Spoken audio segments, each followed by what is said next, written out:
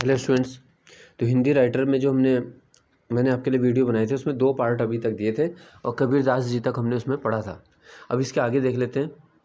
तो आज है तुलसीदास से शुरू करते हैं।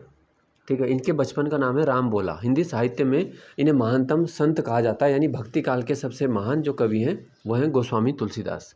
जॉर्ज ग्रियर्सन के द्वारा कहा गया कि गौतम बुद्ध के बाद यदि कोई समन्वयकारी है तो वह तुलसी है। ठीक है, 1532 इनका जन्म और 1633 इनकी मृत्यु मानी गई है। इनका जो गौरव ग्रंथ यानी मुख्य ग्रंथ है वह है श्री रामचरितमानस, जो कि अवधी में लिखा गया है। इनकी जो भाषा प्रयुक्त हुई है ज़्यादातर वो है बैसवाड़ी अवधी। ठीक है, ये वीडियो परीक्षा में भी इनका क्वेश्चन पूछ लिया गया था, विनय पत्रिका के बारे में पूछा था, तो ये ब्रज भाषा में है। इसके अलावा इनकी जो रचना है आपको सारी याद रखनी है। रामाज्ञा प्रश्न, पार्वती मंगल, जानकी मंगल, बर्वे रामायण, कवितावली, गीतावली, श्री कृष्ण गीतावली, दोहावली, वैराग्य संदीपनी, रामलला नेहछू, हनुमान बाहुक।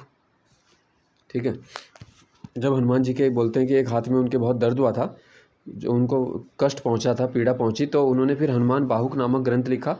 और फिर है हनुमान चालीसा, जो चौपाई छंद में लिखा है हनुमान चालीसा। इसके बाद आते हैं देखो सूरदास। जिस तरह से राम भक्ति के सबसे बड़े तुलसीदास हैं, तो इसी तरह कृष्ण भक्ति में जो है सबसे बड़ा नाम आता है सूरदास। इन्हें अष्टछाप का जहाज भी कहते हैं। अष्टछाप 8 कवियों का समूह है। ये ग्रुप सी में पूछा गया था कि अष्टछाप क्या है, तो ये 8 कवि हैं और 1565 में अष्टछाप की स्थापना हुई थी। 1478 में उत्तर प्रदेश में इनका जन्म हुआ और मथुरा में 1584 में मृत्यु। अब इनकी प्रमुख रचनाएं देख लेते हैं। सूर सागर बहुत प्रसिद्ध है, सूर सारावली, साहित्य लहरी, सूर पचीसी, नल दमयंती, नागलीला, प्राण प्यारी और ब्याहलो। ठीक है, तो ये जो है मुख्य इनकी जो पूछी जाती है सूर सागर है, साहित्य लहरी है, और जो इन्हीं के नाम से है तो वो सूर उसमें नाम आ जाता है। नेक्स्ट राइटर आ जाते हैं जो हमारे उत्तराखंड के हैं, पीताम्बर दत्त बर्थवाल। 1901 में पौड़ी में इनका जन्म हुआ। हिंदी से ये पहले डॉक्टरेट हैं। ठीक है, निर्गुण स्कूल ऑफ हिंदी पोएट्री इनकी मुख्य रचना है। इसके अलावा इन्होंने मकरंद, रूपक रहस्य, गंगाबाई, गद्य सौरभ, गोरखवाणी, हरिदास की साखी, योग प्रवाह, प्राणायाम और विज्ञान, कवि केशवदास, कबीर ग्रंथावली, रामचंद्रिका, ये सब भी लिखा है। ठीक है, और जो उत्तराखंड हिंदी अकादमी है वो इन्हीं के नाम पर है, पीताम्बर दत्त बर्थवाल उत्तराखंड हिंदी अकादमी। नेक्स्ट राइटर देख लेते हैं, यह हैं हरिशंकर परसाई जी हैं। व्यंग लिखने के लिए जाने जाते हैं। अगर पूछा जाएगा कि हास्य व्यंग के प्रमुख जो गद्यकार हमारे सिलेबस में हैं तो वो कौन है, परसाई जी हैं। 1924 में इनका जन्म हुआ, 1995 में मृत्यु हुई है।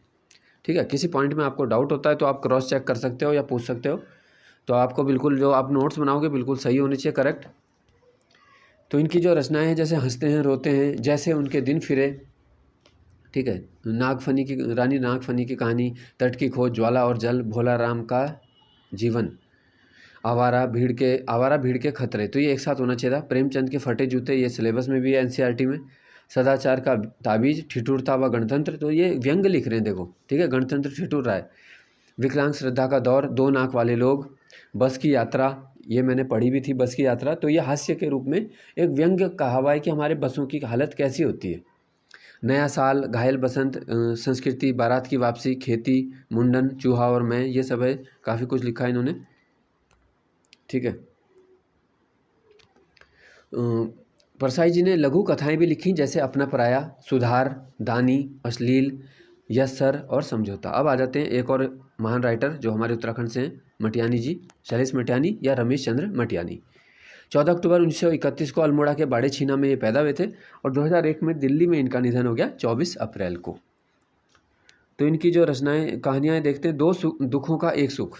ठीक है, नाच जमूरे नाच, डब्बू मलंग, ठीक है, डब्बू मलंग हो गए, महाभोज, चील, प्यास, पत्थर, बहुत सारी कहानियाँ इनकी, बर्फ़ की चट्टानें, रहमतुल्ला।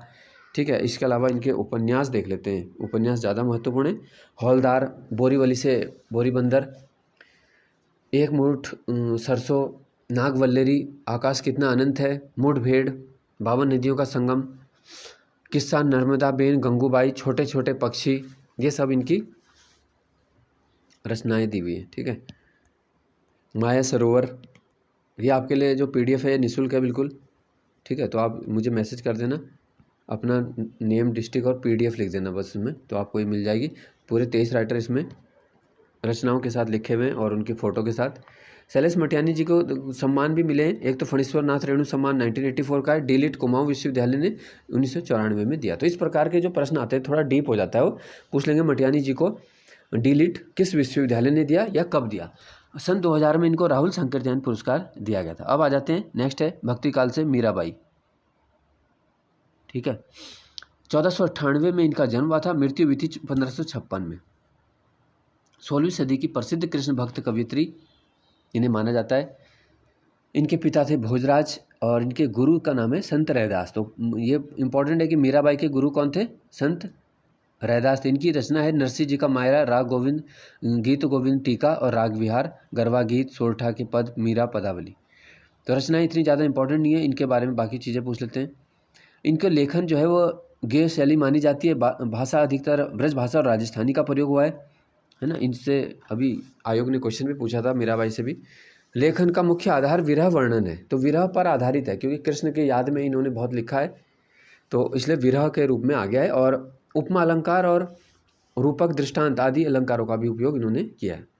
ठीक है, पंडित शिव कुमार शर्मा ने क्या बोला इनको कि मीरा का काव्य आंसुओं के जल से सिक्त, पल्लवित और पुष्पित है। ठीक है, तो इसलिए विरह प्रधान लिखा है, ये भी आप थोड़ा याद रखेंगे। जैसे सूरदास हैं तो वो वात्सल्य के लिए जाने जाते हैं। भगवान कृष्ण के बचपन का जो स्वरूप है उसका उन्होंने बहुत ही अच्छा वर्णन किया था, तो वो बाल स्वरूप के लिए अधिक जाने जाते हैं। और मीराबाई है, मीराबाई ने पति के रूप में कृष्ण की पूजा की और विरह का भाव उसमें है। नेक्स्ट आ जाते हैं रसखान। ये भी कृष्ण भक्त हैं और एकमात्र ऐसे मुस्लिम कृष्ण भक्त हैं जो दुनिया में हुए। इनका वास्तविक नाम था सैयद मोहम्मद इब्राहिम। 1628 उत्तर प्रदेश में पैदा हुए थे, 1628 में मृत्यु है, 1548 में जन्म हुआ है। ठीक है, इसको करेक्ट करना। भाषा ब्रज भाषा में लिखा है। गीता का फारसी अनुवाद भी इन्होंने करवाया था। कृष्ण भक्त हुए थे। ठीक है, भक्ति रस, श्रृंगार रस का उपयोग किया। अब इनकी रचना देख लो। सुजान रस खान, इनके नाम से ये सुजान रस खान और प्रेम वाटिका, ये याद रखना है, प्रेम वाटिका। ठीक है, नेक्स्ट आते हैं माखन लाल। 1889 एमपी होशंगाबाद में इनका जन्म हुआ और 1968 यानी 1968 में इनकी मृत्यु हुई थी। इनको एक भारतीय आत्मा के नाम से जानते हैं, पंडित जी भी बोल देते थे इनको। इनको साहित्य अकादमी मिला है पहला हिम तरंगिनी के लिए।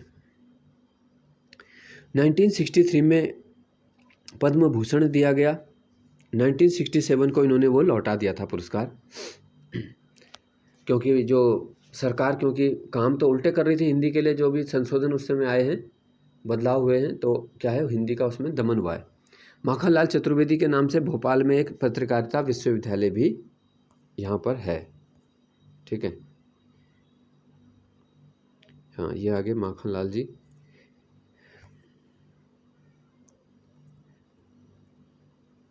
ठीक है, तो ये इनकी रचनाएं हैं। देखो, युग चरण, हिम तरंगिनी, चांद की रात, तुम्हारा चित्र, बहुत सारी रचनाएं। तो अगर आपको क्लियर नहीं दिख रहा है तो पीडीएफ अलग से ले लेना, आप ये बिल्कुल निःशुल्क है आपके लिए। अब है मन्नू भंडारी। 1931 में मध्य प्रदेश में मन्नू भंडारी का जन्म हुआ था। इनके बचपन का नाम है महेंद्र कुमारी। पति इनके राजेंद्र यादव, वो भी एक प्रसिद्ध राइटर रहे। इन्होंने अपने पति के साथ मिलकर भी काफ़ी रचनाएं लिखी हैं।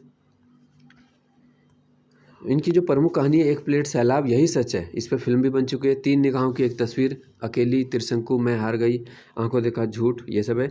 इनका जो उपन्यास है एग्जाम में भी आ चुका है, आपका बंटी, महाभोज, एक इंच मुस्कान, इन्होंने पति के साथ लिखी थी अपने, एक इंच मुस्कान। ठीक है, इसके अलावा भी इन्होंने काफ़ी कुछ थोड़ा रचना लिखी। अब आगे फिर अपने उत्तराखंड से हैं शेखर जोशी जी, और इनको भी आयोग काफ़ी दे रहा है। 10 दिसंबर 1932, ठीक है, अल्मोड़ा के औलिया में इनका जन्म हुआ। कोसी का घटवार, ये आ चुका है एग्जाम में। उपन्यास है मूसा कुवाच, साथ के लोग, मेरा पहाड़, चींटे के पर, ये सब इनके क्या है लिखा है। ठीक है, मीराबाई हो गया, आगे चलते हैं। हाँ,